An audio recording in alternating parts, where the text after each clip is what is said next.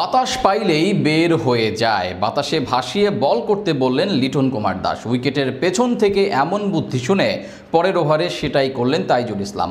তার পাতা ফাঁদে পা দিতে ভুল করেননি প্রতিপক্ষ ওপেনার। দারুণ মাইন্ড গেম খেলে আউট করে ব্রেক থ্রু এনে দিলেন তাইজুল ইসলাম।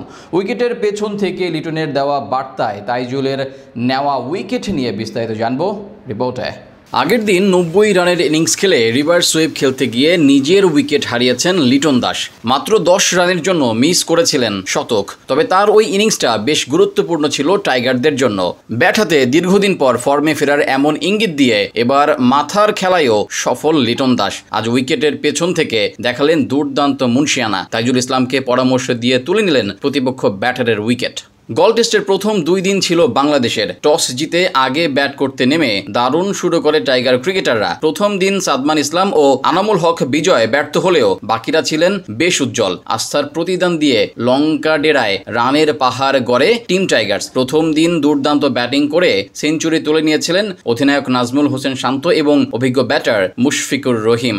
এরপর দ্বিতীয় দিন লিটনের 90 রানে ভর করে 9 উইকেট হারিয়ে পোক্ত অবস্থানে থেকে শেষ করার পর আজ শুরুতেই বিদায় নেন নাহিদ রানা। ফলে বাংলাদেশের ইনিংস থামে 495 রানে। এরপর আজ বোলিংয়ে নেমে লিটন ও তাইজুলের ওই নৈপুণ্যে প্রথম উইকেটের দেখা পায় বাংলাদেশ। বড় রানের চাপে ব্যাটিংয়ে নেমে আজ শুরু থেকে চালিয়ে খেলতে থাকেন স্বাগতিক শ্রীলঙ্কার 2 ডানহাতি ওপেনার প্রথম নিশাঙ্কা এবং লাহিরু উদারা। অনেকটা ওয়ানডে স্টাইলে রান তুলেছিলেন এই দুইজন। এরপর 13তম ওভারে এসে প্রথম সাফল্য পায় টাইগাররা। সেখানেই লিটন ও তাইজুলের রসায়নটা ছিল দেখার মতো। এর আগে 11তম ওভারে বল করছিলেন বামহাতি স্পিনার তাইজুল। সেই ওভারের শেষ ডেলিভারির আগে উইকেটের পেছন থেকে লিটন বোলারের উদ্দেশ্যে বলেন, বাতাস পাইলেই বল বের হয়ে যাইতেছে। অর্থাৎ কিছুটা ঝুলিয়ে দেওয়া বলগুলো ট্রান করে বের হয়ে যাচ্ছে, যার সুবাদে ক্যাচ ওঠার সম্ভাবনা থাকে। আর এটাই বুঝাতে চাচ্ছিলেন তাইজুলকে। এরপর হলো সেটাই। এর 1 ওভার পর পুনরায় বল করতে আসেন তাইজুল। এবার প্রথম বলটাই কিছুটা হাওয়ায় ভাসিয়ে মিডল এবং